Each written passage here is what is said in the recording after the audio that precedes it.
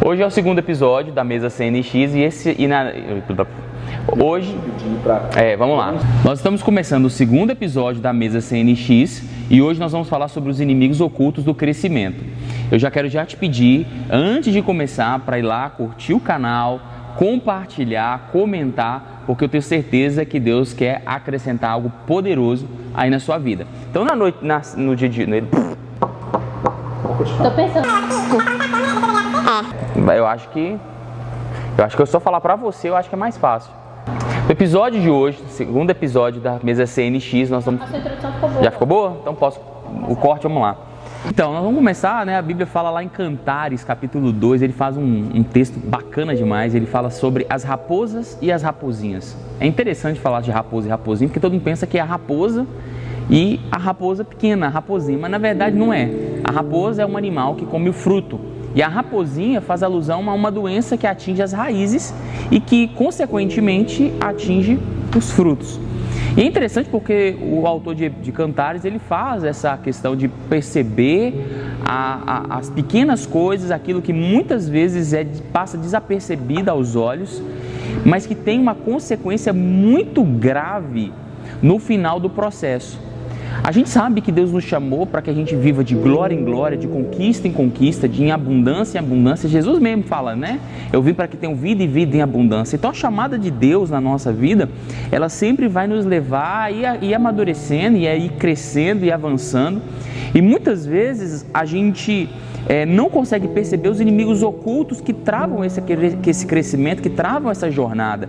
Muitas vezes a gente julga muito mais fatores externos, inimigos declarados, como por exemplo o pecado, e a gente acaba se esquecendo, por exemplo, de inimigos que estão ali e que quando a gente inicia as batalhas da vida, a gente acaba nem percebendo, ele passa desapercebido, mas em algum momento a gente vai ter que tratar essas coisas, porque crescer é natural. Porém, existem os obstáculos naturais e os obstáculos internos que vão atrapalhar a gente de crescer. Então, né, no episódio de hoje, nessa mesa, eu quero realmente descortinar esses inimigos ocultos para que todos nós a gente possa, tirar realmente as obstruções para viver o melhor de Deus sobre a nossa vida.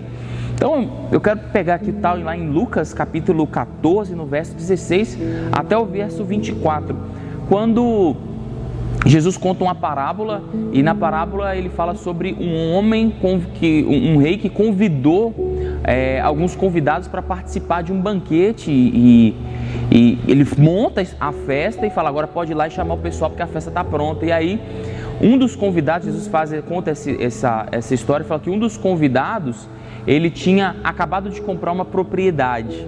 O outro convidado, ele tinha acabado de comprar 5 juntas de boi, e um outro convidado tinha acabado de se casar, então eles não foram.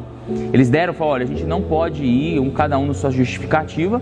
E aí a Bíblia diz que o rei manda chamar todo mundo que estivesse nas vielas, nos lugares ruins, e ele diz, cara, esses caras que eu convidei e não vieram, de forma alguma eles vão participar da minha festa.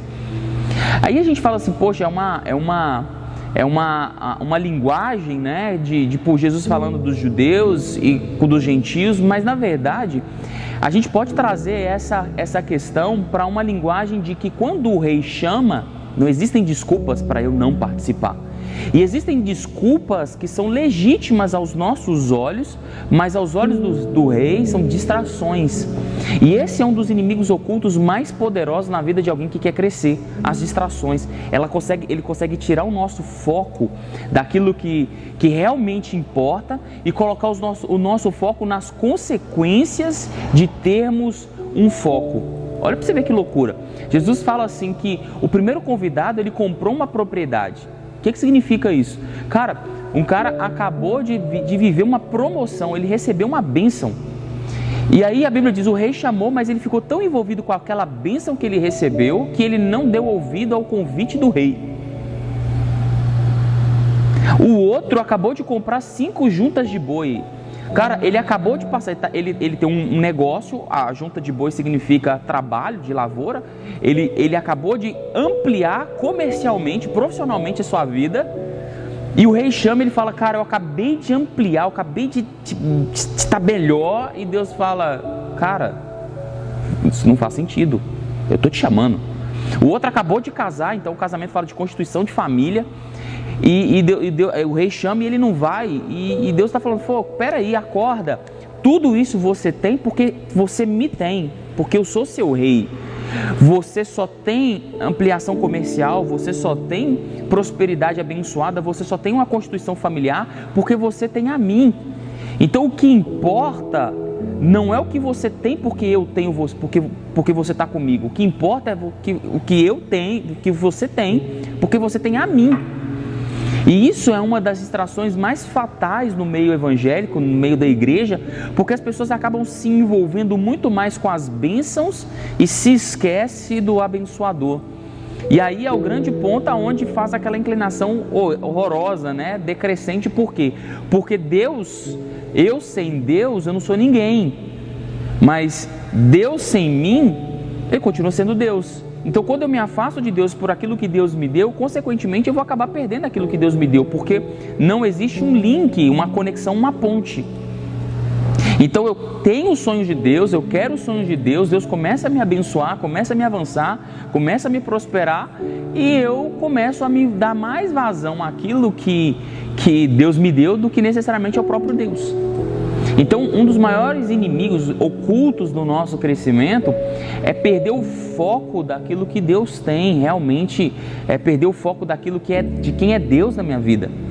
Não me envolver mais com aquilo que Deus me deu do que me envolver com o próprio Deus. Então, o que acontece? A gente não pode perder o relacionamento que a gente tem com o rei em prol do reino. Nós não podemos perder o relacionamento com o rei em prol das benesses do reino. Porque quando eu faço isso, eu acabo abandonando realmente o foco que é ter um relacionamento com Deus. E esse ponto acaba tirando muita gente do lugar aonde Deus tem para a nossa vida. Um outro inimigo pesado, é a questão da desestrutura familiar. Eu contei aqui na igreja, quando eu preguei isso ao vivo, que esses últimos dias eu quebrei a costela e o que mais me marcou nesses dias que eu quebrei a costela foi tentar pegar um bebê, e quando eu levantei o bebê de 7 quilos, eu já não conseguia mais carregar o bebê, eu não conseguia levantar o bebê de tanta dor que eu sentia.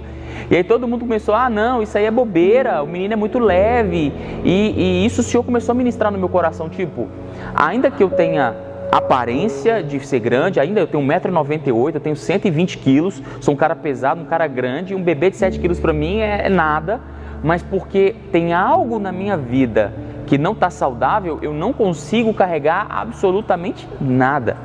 E é engraçado porque a Bíblia diz que Deus tirou a mulher, fez a constituição familiar da costela de Adão.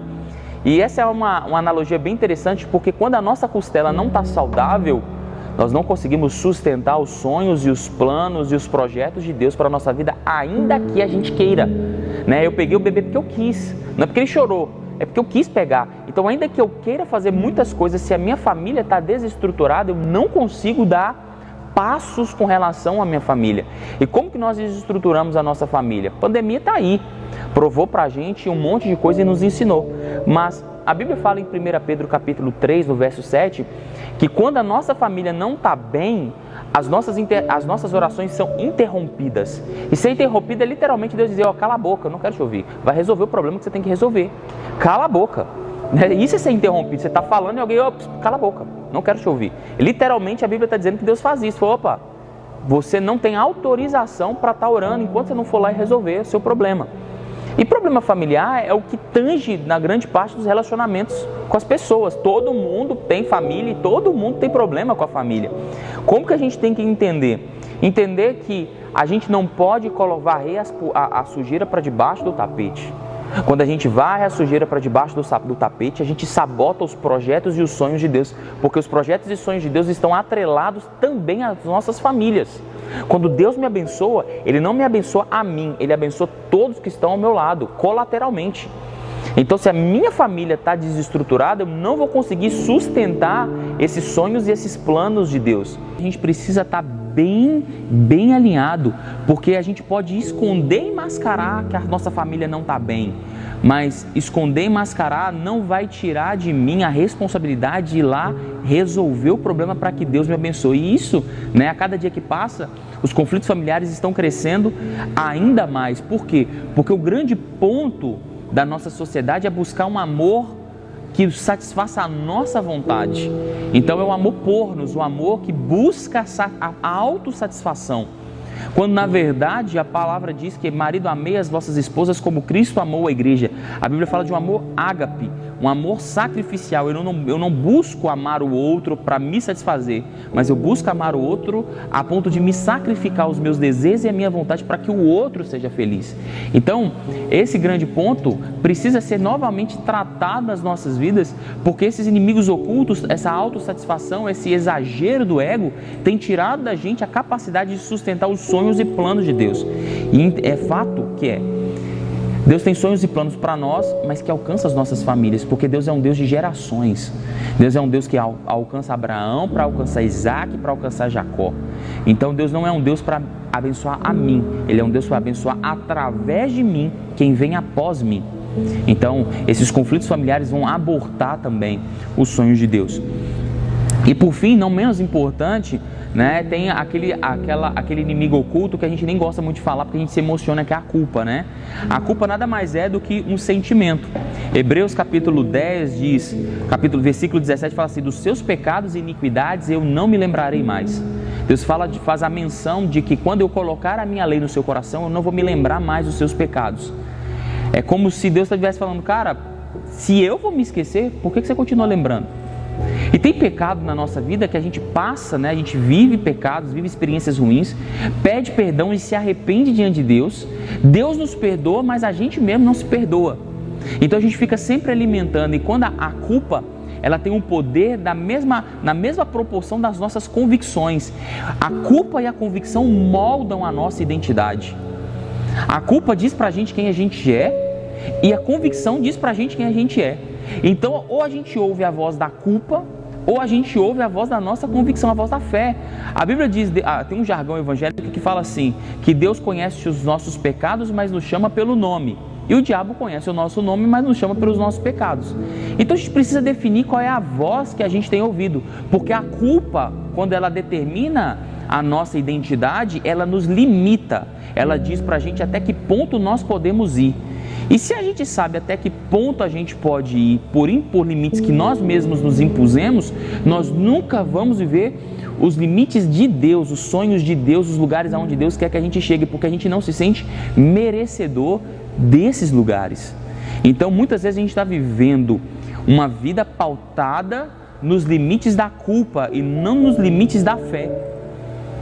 E isso tem um poder de sabotar tudo que Deus tem para as nossas vidas, porque Deus quer nos fazer transbordar, e a gente ainda está ali naquele momento assim, pô, mas isso aqui tá bom, baseado em tudo que eu passei, é suficiente. Então a culpa me diz, não, por mim, baseado no que minha história disse, baseado nos erros que eu cometi, tá ótimo onde eu estou, e Deus está dizendo, não, eu quero que você vá além, é mais, eu te chamei para ir além, é muito acima. E a gente está aqui ainda nessa discussão de quem a gente ouve, a culpa ou a fé. A culpa também tem um poder sobrenatural de moldar a nossa identidade, sabotar os sonhos de Deus. E muitas vezes isso é oculto, a gente caminha em culpa sem nem mesmo saber que existe uma culpa dentro da gente. Então, esse episódio, eu quero mostrar mesmo, cara, tem 3 inimigos aqui que a gente precisa batalhar poderosamente contra eles e vencê-los, para que a nossa vida alavanque. Então é isso, se a gente conseguir alinhar esses 3 pontos, esses 3 inimigos, vencê-los, eu tenho certeza que nós vamos muito mais além daquilo que Deus tem para a nossa vida hoje, tá bom? Tá claro? Semana que vem a gente está aqui de novo, né? Se você gostou, se você curtiu a mesa de hoje, comenta lá, curte, compartilha esse vídeo. Eu tenho certeza que essa mensagem de hoje pode alcançar muita gente, mudar destino de muita gente. Que Deus te abençoe e até a semana que vem em nome de Jesus.